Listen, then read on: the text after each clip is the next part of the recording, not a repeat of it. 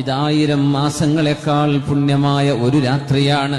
കേവലം 10 മണിക്കൂർ സമയം 84 കൊല്ലങ്ങളുടെ ഇബാദത്താണ് അല്ലാഹു ഈ ഒരു രാത്രിയിൽ ഇബാദത്ത് ചെയ്യുന്നവർക്ക് കൊടുക്കാൻ പോകുന്നത്. ആയുസ്സിലേക്ക് 84 ആണ്ടുകളാണ് നമുക്ക് ലഭിക്കാൻ പോകുന്നത്. അല്ലാഹുവേ, ഈ രാത്രിയിൽ ഞങ്ങൾക്ക് പാപമോചനം നൽകണേ.